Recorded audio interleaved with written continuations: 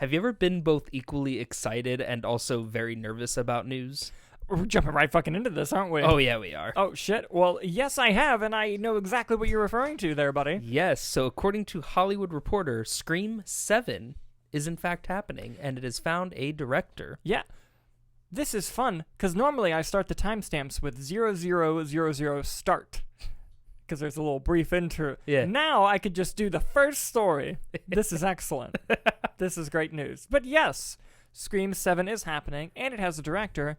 And the sad news, it's not the same directors as Scream 5 and 6. It is not the Radio Silence team. They are working on their Universal Monster movie. Yes. But, fear not, we have another horror director that is taking over duties. Christopher Landon, who directed both Happy Death Day 2U, and Freaky, will be helming the next Scream movie. Yes, and I believe Bloody Disgusting broke the news, but I'm going to read from Hollywood Reporter here. Yes. Spyglass is answering the call once more, throwing a new Scream movie into development. The company has tapped Christopher Landon, a scary movie stalwart whose credits include Happy Death Day series, as well as the body-switching horror comedy Freaky, to direct the 7th installment of the long-running franchise. Multiple sources tell the Hollywood Reporter. It goes on to talk about how they're taking over from the Universal, or the Radio Silence team, who's working on their movie for Universal. And it's unclear who's going to be writing the script at this point, although they believe that the screenwriters are James Vanderbilt and Guy Busick will come back. They think so. And it's all because, they don't know who's writing anything because of the strikes. It's also expected that Paramount will distribute the movie as well. And what's also not confirmed is who's all going to be returning, because Jenna Ortega's expensive now. Yes. And that some of the other cast members will be also, especially the one girl's on Yellow Jackets, and she's been doing really, really well. Jasmine Savoy Brown. Yes. And also, if Neve Campbell comes back, she's not asking for anything less than what she thought was insulting before. But I think Paramount, it's unfortunate because I want Neve Campbell back really bad. Here's the thing. They could get rid of the Carpenter sisters and just have it be the twins, and I'm fine with that. I'm fine with that as well. They could. Here's the thing. I want to give Melissa Barrera the benefit of the doubt. I don't think she's as bad as people say. I do. I like the direction that they're going with her character. I do think Sydney being there helps, because I think Sydney can see when someone's slipping down that path. Yeah. And be the one that's something's fucked right now with her. I'm not a big fan of Melissa Barrera's performance in the movies. I think if they cannot get Jenna Ortega back, I don't have any interest in that character outside of the sister element of it. Because they do have a good relationship. Yes. Here's the thing that sucks about the Neve Campbell thing too. I'm still on the Neve Campbell thing. is Paramount can now say to her, well, we made all this money without you. Fuck! Just be nice and get her back, please. Please. But let's get back to the director. Yes. What are your thoughts on this choice? I feel like we feel the exact same way. Yes. We're both deeply saddened that the Radio Silence guys are not returning. But if anyone else is going to do it, I mean, the Freaky guy's pretty good. It's a good choice. It matches. It passes the smell test. Here's my thing on it. Do I like Happy Death Day? Do I like Happy Death Day 2U? And do I like Freaky? Yes. Are they great movies?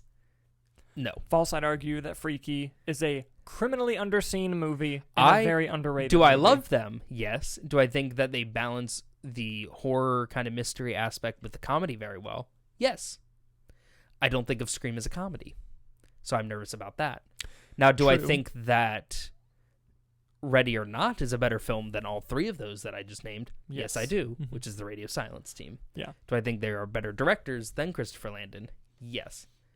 But do I get enjoyment out of those movies that Christopher Landon has directed? Also, yes. But do I want that in my Scream movie? I see where you're coming from. To me, Freaky is the one that gets me excited. Because I don't dislike the Happy Death Day movies, but I wasn't huge on them. They're fine. They're fun. Freaky is the one that had a better balance, I think.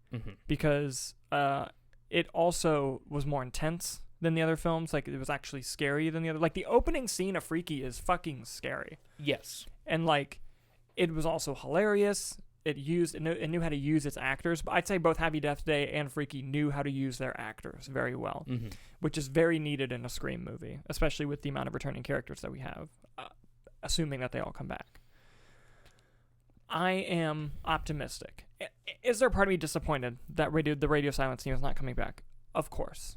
But I was also sad that a Scream movie was happening without Wes Craven, Mm-hmm. and it turned out great. So, I remain optimistic. Cautiously optimistic. Cautiously optimistic. Here's what I'm excited about all of these concepts, though. So in Scream 6, they had Samara Weaving be the first kill, and she was their lead in Ready or Not.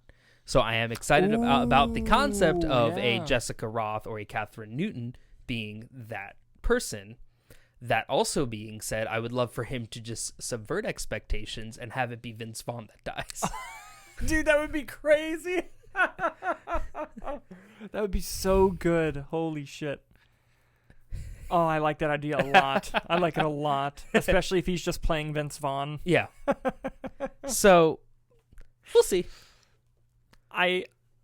Like we said, cautiously optimistic. What do you guys think about Scream 7? Are you happy it's happening? Are you happy or sad with the new director? Let us know in the comments as we move on to our next story, which, by the way, we're going to have 3 main stories on the show.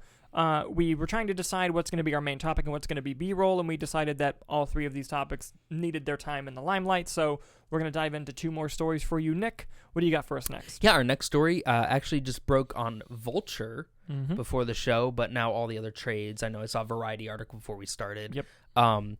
Overworked and underpaid. VFX workers vote to unionize at Marvel. Yes, so this is huge, especially with Very big. all the other unions and strikes going on. What a fucking dumb sentence, Dalton. But basically, with labor being in the subject, Jesus Christ, I can't fucking talk. With labor unions being in the headlines, how hard was that? This is a huge move, not only because it could potentially start a new union for VFX, which historically since the 70s have not had a union and have been treated like garbage, which we've seen in all the headlines. But I'm going to shout out Vulture here, because Vulture, from day one with the VFX mistreatment, Vulture's been the one covering all of these and putting out the first articles. And they've really stuck to their guns of no, we're going to make sure that the fucking VFX people get better lives. So good on you, Vulture. But basically, the in-house VFX team at Marvel of over 50 people have signed a petition saying that they want to unionize within their workforce, and they've actually submitted a paperwork to the state to be a part of IATSE, kind of be covered under that the IATSE group, the people who work on sets, who almost struck last year. Striked, whichever's correct. I'm now going to read a little bit from the Vulture article, so here we go.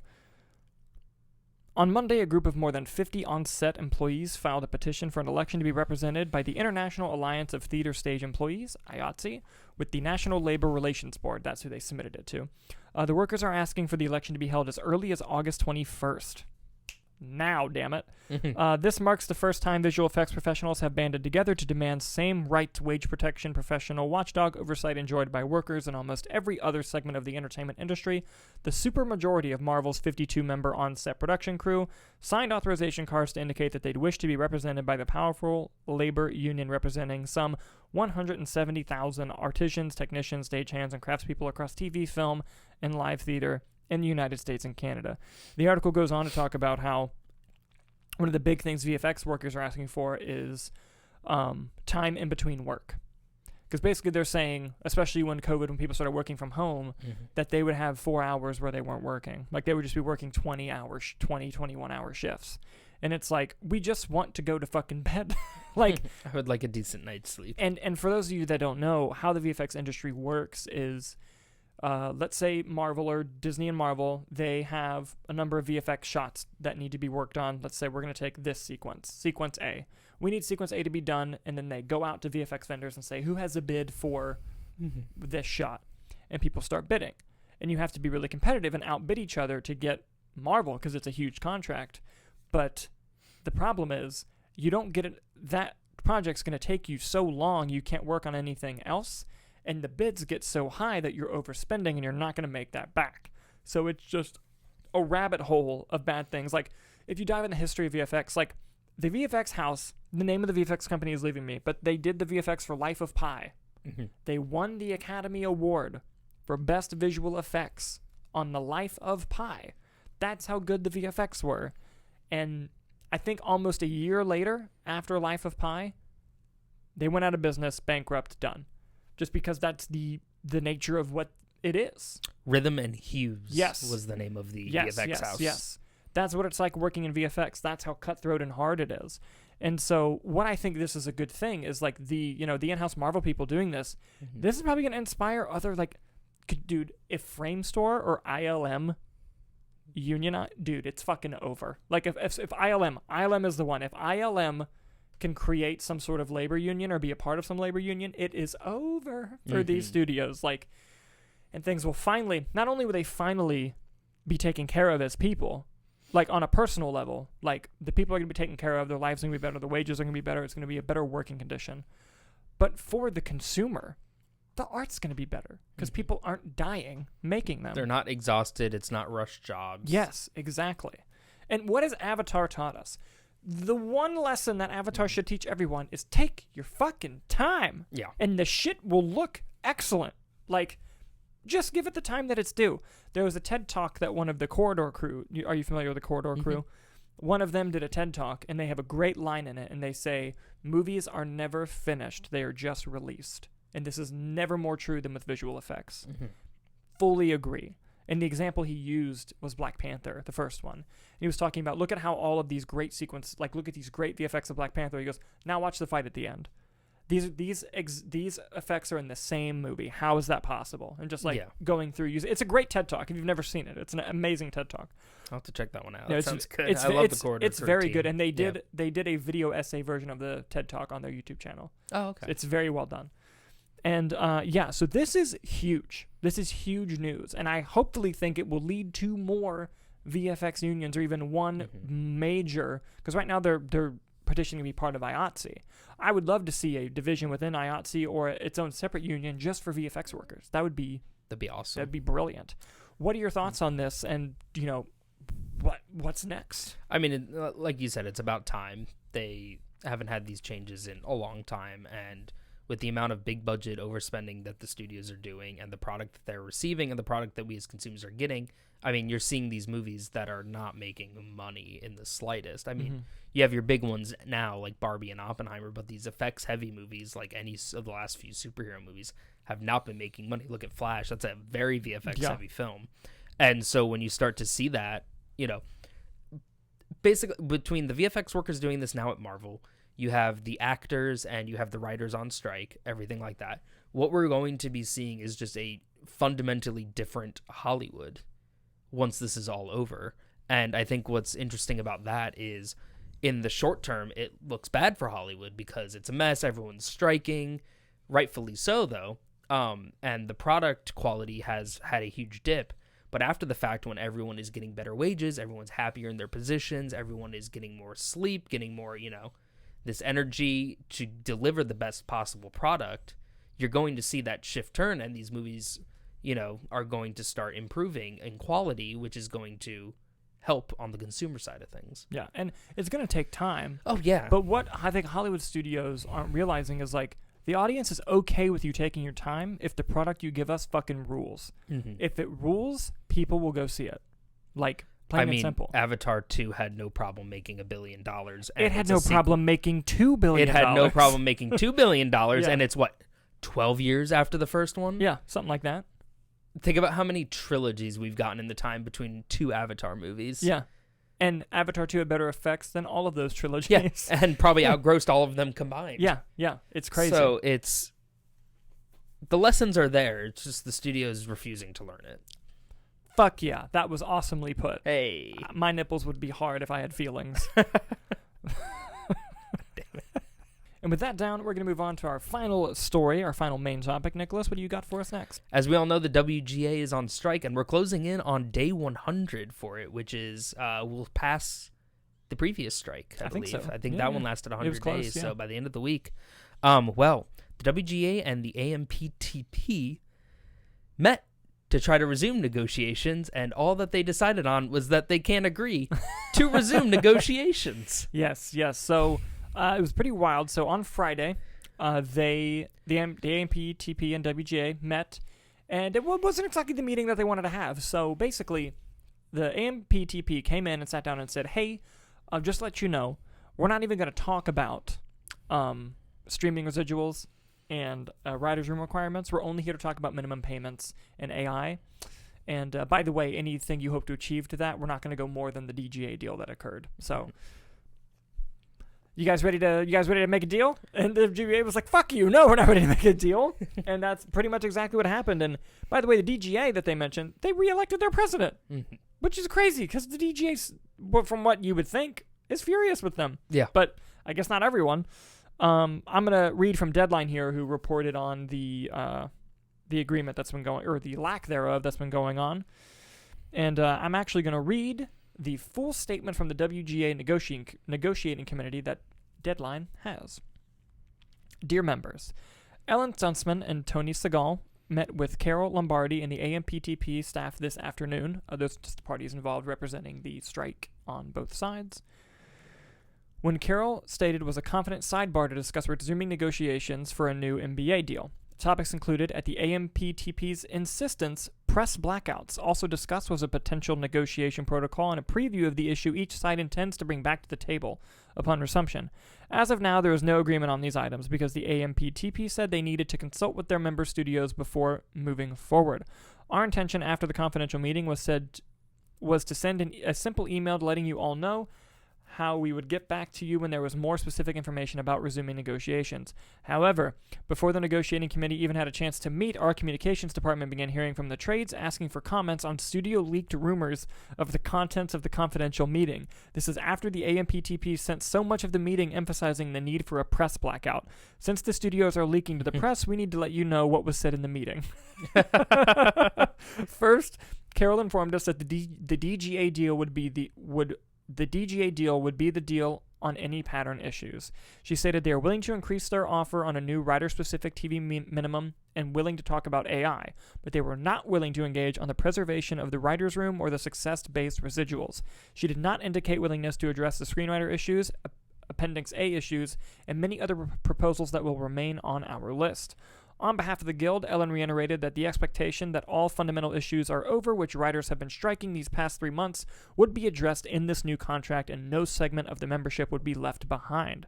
Ellen made clear, in addition to a comprehensive response from the AMPTP on our proposals in all work areas, we will need to address issues arising from the strike, including a health care benefit extension and additional planned funding, reinstatement of striking writers, and arbitration of disputes arising from the strike. We will also seek the right for individual WGA members to honor other unions' picket lines as they have honored ours during this strike, which means not only are they saying, fuck you, we're not making a deal, you better extend our goddamn health care, and when we make a deal, we're not going back to work until the actors go back to work. Hell yeah. Dude, they are fucking nuts, and I love it. I love it. Look up solidarity in the dictionary. You know what you'll Boom, find? the picture of the WGA. Carol's response, something she repeated 3 times during the meeting, echoes what was written in the AMPTP press statement yesterday. People just want to go back to work. We agree, with the caveat that those conditions that have made writers' jobs increasingly untenable must be first addressed. Your committee remains willing to engage with companies and resume negotiations in good faith to make a fair deal for all writers, even with this early afternoon confirmation that the AMPTP playbook continues, but rest assured, this committee does not intend to leave anyone behind or merely make an incremental deal to conclude this strike. Don't fuck with people who are good at writing. They make statements like this one. Yeah. You're going to challenge writers to a writing competition? What the fuck is wrong with you? But, like, listen, this is awesome. Look, we had a private conversation. By private, I just mean not on the show. Of, like, when the strike first happened, the writer's strike. Yeah. Of, hey, how long do you think it's going to go? Mm. I said it would last till Halloween. That was I think this is going until fucking January, dude. Yeah. I do.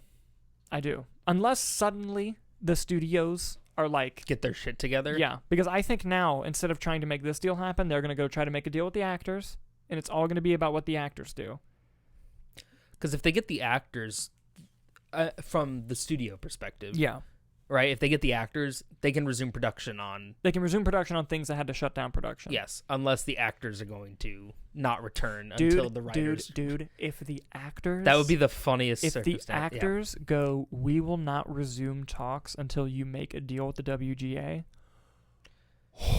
Do you think I it would be a, doing jumping jacks, and I hate moving. Do you think it would be a WGA first, then you talk to us, or do you think it's be like, yeah, we can reach a deal, but we're not going back until you also reach a deal with them? Like what the WGA said. Yeah, that would be great, dude. But anyway, this just goes to show the writers aren't fucking around. It's like oh, you think you're gonna worry us about losing our homes? Guess what, motherfucker? We were worried about that before this goddamn we thing. We were underpaid anyway. We have nothing to lose. I couldn't make I'll rent sleep before. on the goddamn streets for fun, motherfucker. You think this is gonna break me? You're sadly mistaken. Well, they also just that entertainment creative fund. Yes, they did. Which, if you're interested in donating, you can find in the description of the video. Yep. They just got historic sums from, multiple as we reported celebrities last week on The Rock, and then a bunch of celebrities came in, each with, it's like a list of 15 that each donated about $1 million. Yeah. And I think The Rock's was rumored to be 7 figures. Yeah, almost. So they're sitting on $20 million, which now is that anything even close to being able to cover anything for these workers? No, but it's not nothing. It's enough of like, hey, we have enough to feed everyone. Yeah. And people will give us money. Fuck around and find out. Yeah, which is what the studios are basically doing now. Yeah. But yeah, it's so insane. We're living in fun times, my friend. Very fun times. I mean, like I said before when we were just talking about the VFX workers, Hollywood is just going to be fundamentally different at the end of this, and for the better. I agree. I think it will be for the better. And I love that everyone's doing it at once to really show this impact of like, you need us. Like, make no mistake on that. Yeah, I couldn't agree more. Yes. With that down, before we move on to my favorite section of the show, there is one thing that happened today that I do want to mention. William Friedkin died. For those that don't know, he was a legendary film director who really shot to stardom in the 70s with a bunch of other filmmakers. And he directed such films as The French Connection, Sorcerer, and The Exorcist. One of the greats. One of the all-time great filmmakers. He made a horror movie in 1973 that got nominated for Best Picture. Like, that is huge. And while some people watch The Exorcist now and think it doesn't hold up scare-wise, story-wise, one of the best fucking movies ever made. The character arcs, the acting, the performances, the makeup effects. It's a fantastic movie. And whenever this happens, it's sad. You know, someone who made great art dying, but seeing the other filmmakers that we admire watching, pouring their support, saying like, this is someone who they watched and they were inspired by. Mm-hmm. And you feel that connection through them almost. And it's a sad day in the world of film with him passing. So rest in peace, Mr. Friedkin. Mm-hmm. Your work was incredible. On that somber note, we're going to switch it up by moving on to the box office. The box office section of our show. Nicholas, please pull up our very wrong predictions. Oh boy. I can tell you right fucking now, buddy. All right, Dalton, you had Barbie, Oppenheimer, Teenage Mutant Ninja Turtles, Meg, Sound of Freedom. I had Barbie, Teenage Mutant Ninja Turtles, Oppenheimer, Meg, and Sound of Freedom in fifth. Both wrong. Oh, boy. This is going to get good. You ready for this? Hit me with it. All right. Barbie, number one. Naturally. Making another $53 million. We're going to get into what it just crossed here in a minute. Mm-hmm. Coming in second, Meg 2 The Trench.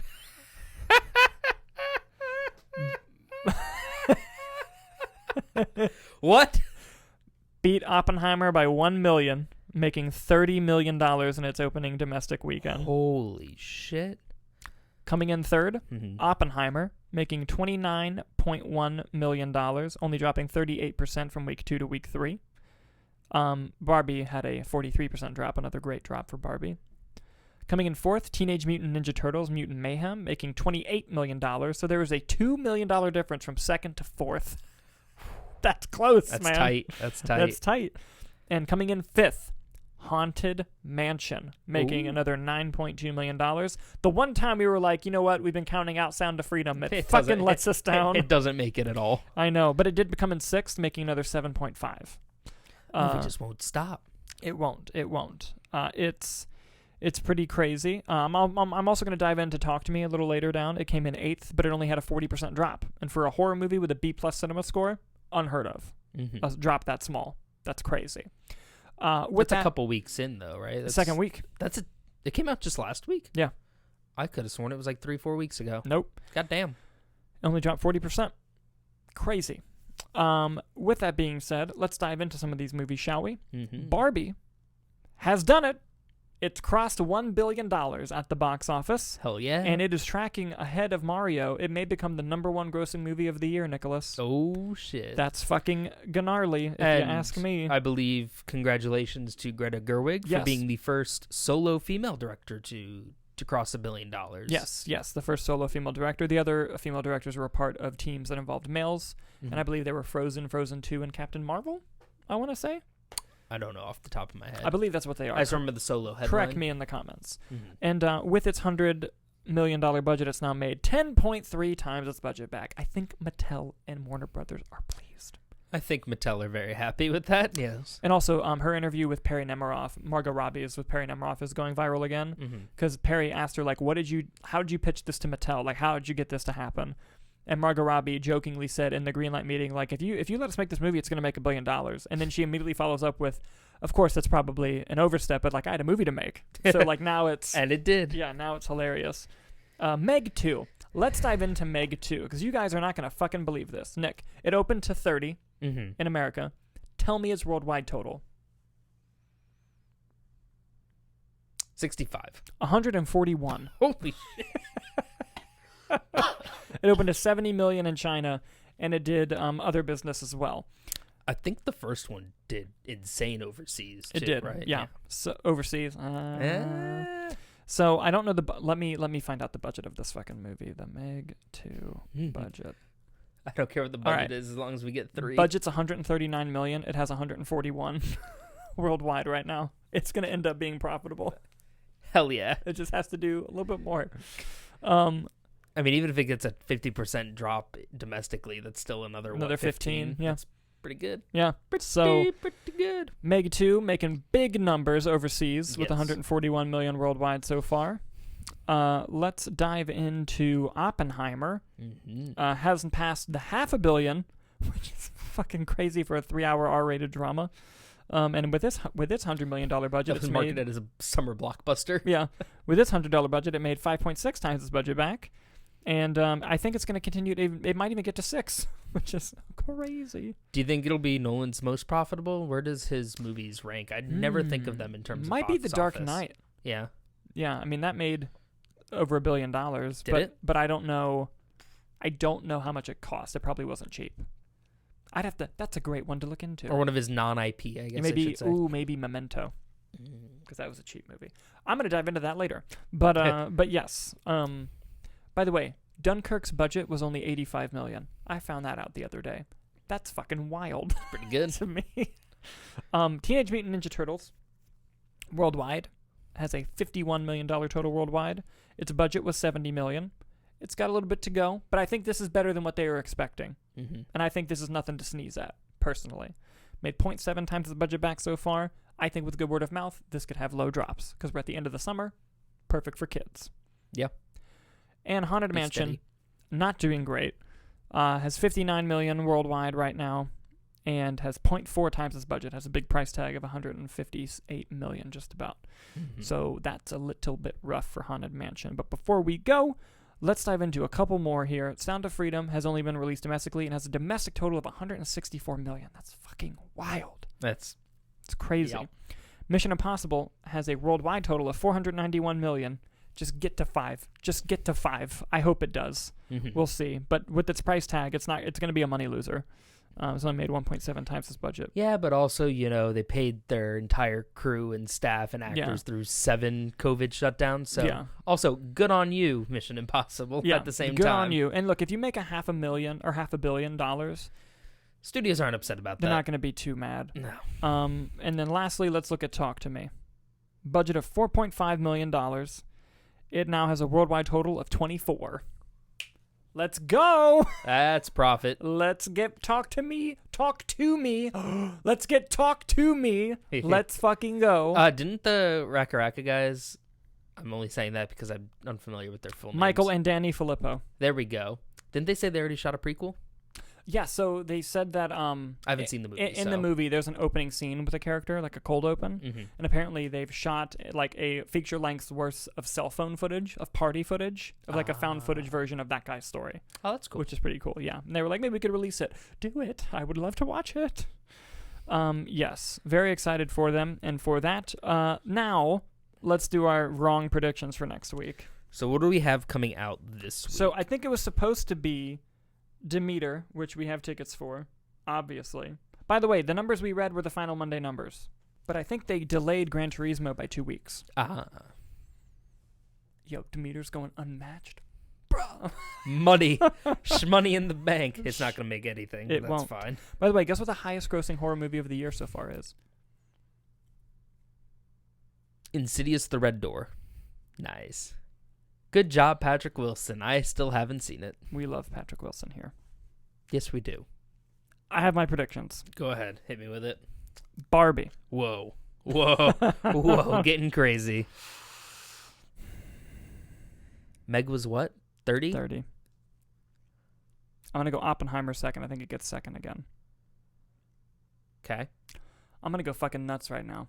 Number 3, Last Voyage of the Demeter.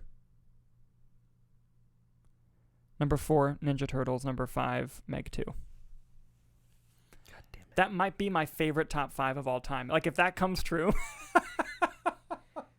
What did Oppenheimer make? 29, but it only had a 38% drop. Quick maths hovers around 20, 19, 18, 17, 16. Okay, Barbie number 1. Mm-hmm.